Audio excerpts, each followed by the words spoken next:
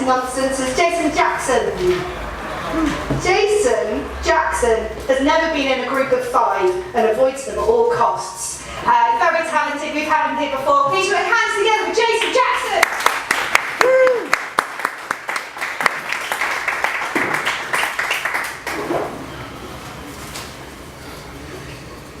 Just disappointments. That last time I saw him, my brother didn't even look sick. You hear these hospital stories, skin as white as bed sheets. It wasn't like that with Wes. He was saying, it's all got messed up in my head, Jay. His eyes were closed in a way that made me want to prise them open. To say to him, look at the sun, man, just look at the sun out there. But still, it was beautiful. His soft skin coloured like pastels on a palette. Even his hair looked good.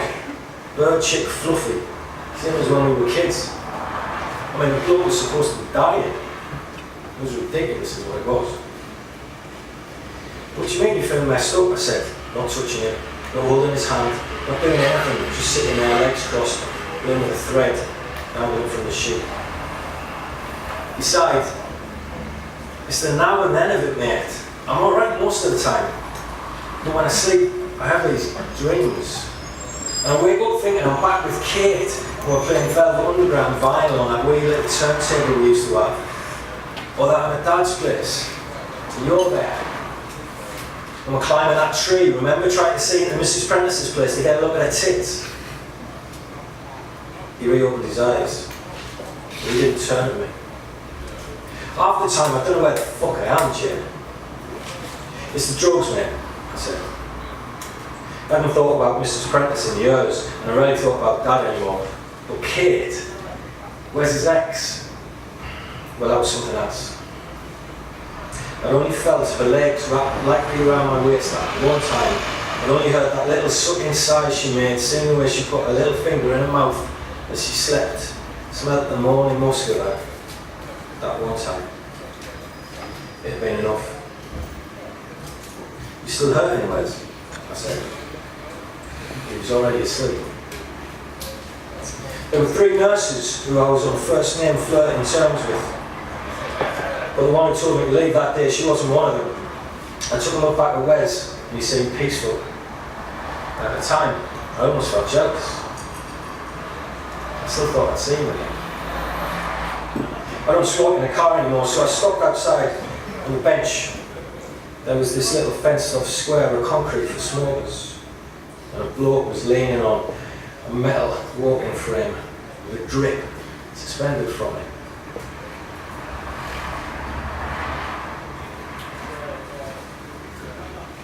I couldn't tell if the stuff in the drip was going into him or coming out, and he was sucking on a roll-up, a great cardigan over the top of his hospital gown, and he looked like he died about 3 weeks ago. I thought of Wes. I thought of the colour in his cheeks, his fluffy fucking hair. "Here," this bloke said to me when he saw me. "Look at this." He was fumbling in his cardigan pocket. "You gotta see this stuff, man." He pushed the water closer to me. With one hand, he held a phone. "They don't think I can see them, but I can see the whole bloody lot of them." The liquid in his drip bag was opaque, viscous, and swayed as he moved. His skeletal fingers were swiping at the phone, screaming. I half expected some dirty pictures, tender maybe.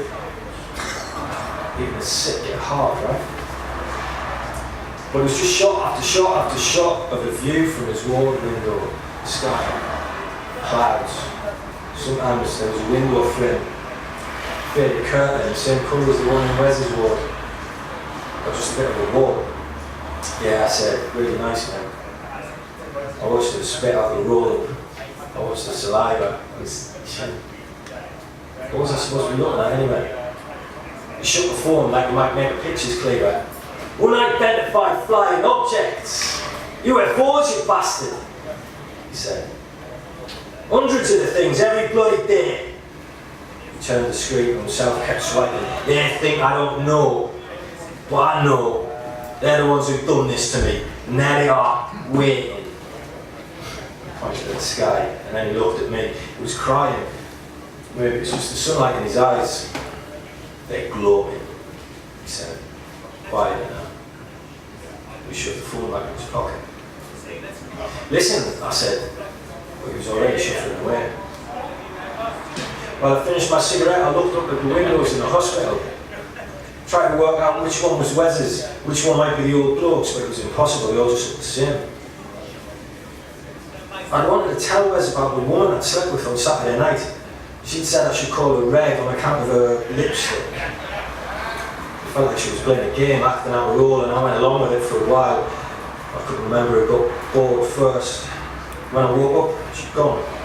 And there was a red lipstick kiss on the white wall, just above my pillow.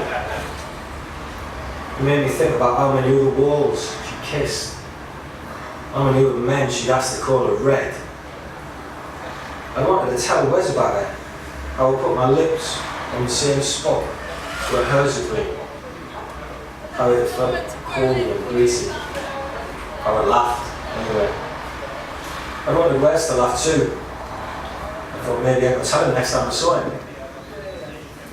Sometimes life is just disappointments. Thank you.